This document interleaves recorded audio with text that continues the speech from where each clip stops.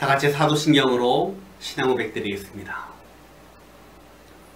전능하사 천지를 만드신 하나님 아버지를 내가 믿사오며 그 외아들 우리 주 예수 그리스도를 믿사오니 이는 성령으로 잉태하사 동정녀 마리에게 나시고 본디오 빌라도에게 고난을 받으사 십자가에 못 박혀 죽으시고 장사한 지 사흘 만에 죽은 자 가운데서 다시 살아나시며 하늘에 오르사 전능하신 하나님 우편에 앉아 계시다가 저리로서 산자와 죽은 자를 심판하러 오시리라. 성령을 믿사오며 거룩한 공회와 성도가 서로 교통하는 것과 죄를 사하여 주시는 것과 몸이 다시 사는 것과 영원히 사는 것을 믿사옵나이다. 아멘. 찬송가 523장입니다.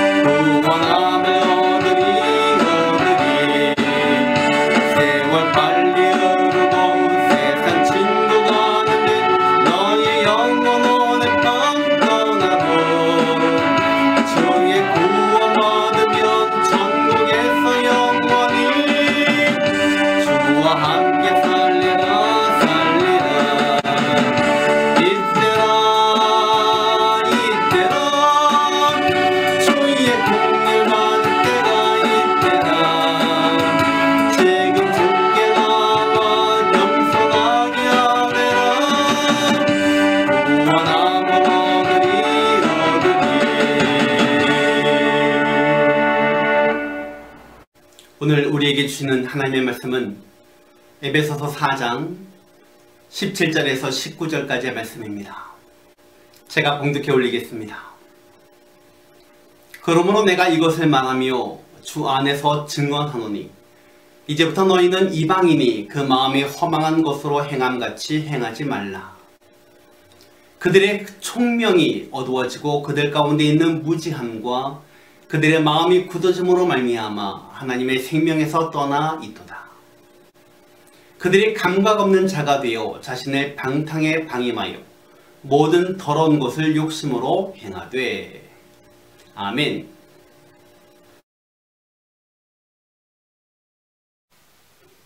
할렐루야.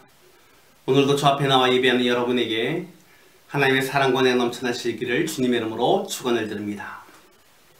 사도 바울은 하나님의 부르심을 받은 우리들이 어떻게 살아가야 하는지에 대해서 말하고 있습니다.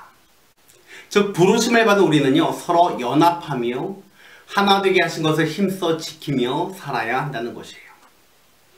오늘은 성화에 대한 이야기입니다.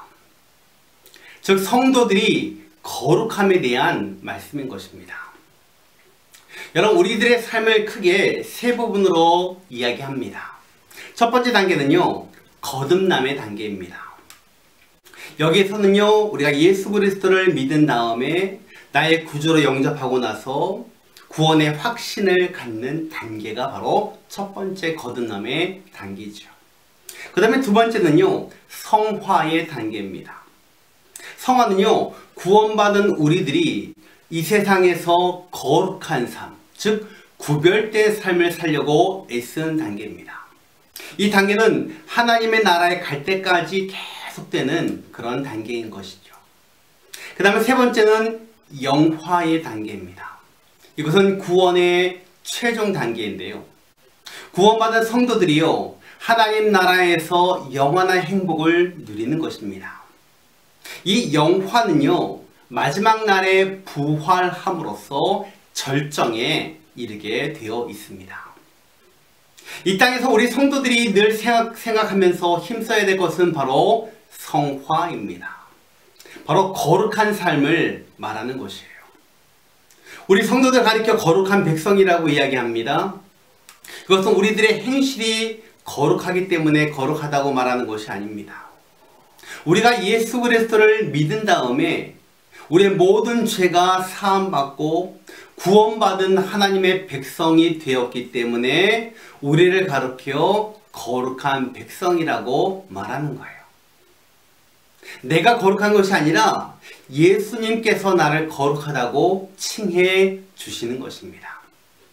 에베소서 4장 24절에 보니까요, 하나님을 따라 의와 진리의 거룩함으로 지으심을 받은 새 사람을 입으라. 그러므로 사도 바울은요, 너희가 거룩한 백성이 되었기 때문에 이제 새 사람을 입으라고 강하게 말하고 있습니다. 이전과는 전혀 다른 새로운 인간, 새로운 삶, 새로운 가치관, 새로운 세상, 바로 새 사람을 입은 그리스도인의 모습을 말하는 것입니다. 오늘 성경은요, 이 새 사람을 입기 전에 먼저 옛사람을 벗어버리라라고 말하고 있는데요. 그러면 우리가 벗어버려야 될 옛사람은 어떤 모습일까요? 오늘 보면 17절 이하에서 우리가 벗어야 할 옛사람의 모습에 대해서 말하고 있습니다. 에베소 4장 17절 말씀, 그러므로 내가 이것을 말하며 주 안에서 증언하노니 이제부터 너희는 이방인이 그 마음에 허망한 것으로 행함같이 행하지 말라. 허망하다라는 말은요, 방향이 없다라는 뜻입니다. 목표가 없다라는 거예요. 그러므로 우리의 옛사람의 모습은 어떤 모습이었습니까? 허망, 즉 방향 없이 살았고요, 목표가 전혀 없이 살았던 것입니다. 그런데 우리가 이제 예수 그리스도를 믿은 다음에 새 사람이 된 이후에는요, 분명한 목표와 분명한 방향성을 가지고 사는 삶이 되었다는 거예요. 그 방향성과 그 목표가 무엇입니까? 바로 천국, 하나님의 나라에 대한 목표인 것입니다. 그 다음 옛사람의 모습은 어떤 모습입니까? 마음이 굳어짐입니다. 18절 말씀 보니까요, 그들의 마음이 굳어짐으로 말미암아. 그 원문을 보니까요, 마음이 굳어졌다, 마음이 마비되었다, 마음이 삐뚤어지고 뒤틀렸다라는 그런 뜻입니다. 이 상태가 바로 옛사람의 모습인 거예요. 여러분, 나를 한번 돌아보세요. 나의 마음은 삐뚤어지지 않았는지, 나는 뒤틀려지지 않았는지, 지금 내 마음이 굳어진 사람이라면 나는 아직 옛사람의 모습을 벗지 못한 상태라는 것입니다. 또 옛사람의 모습은 18절 말씀 보니까요, 하나님의 세상의 생명에서 떠나 있도다. 하나님의 생명에서 떠나 있는 존재, 즉 하나님과 분리된 모습인 거예요. 여러분, 이보다 더 큰 저주가 어디 있습니까? 하나님과 분리된 상태가 가장 큰 저주인 것입니다. 요한복음 15장에 보니까요, 주님은 우리와의 관계를요, 포도나무와 가지에 비유하고 있습니다.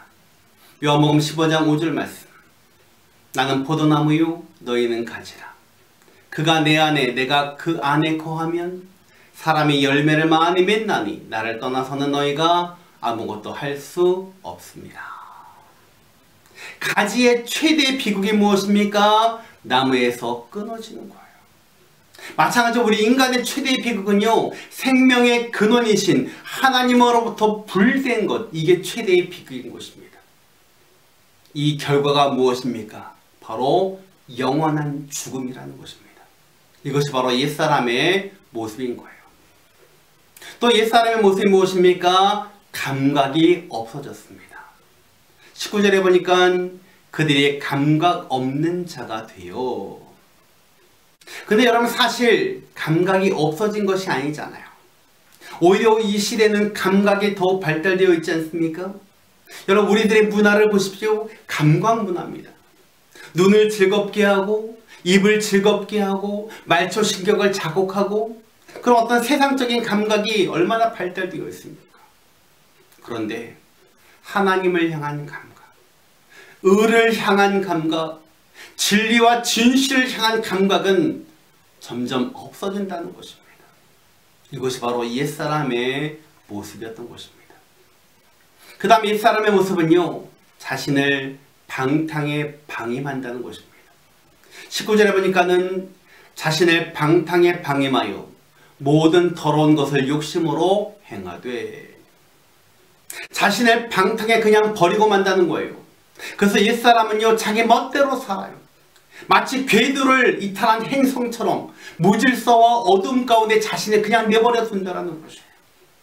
이런 삶은요, 나중에 궤도를 이탈한 행성이 나중에 우주에서 폭발해서 사라져 없어진 것처럼 주님의 심판날에 그냥 지옥으로 사라져 버린다는 것입니다.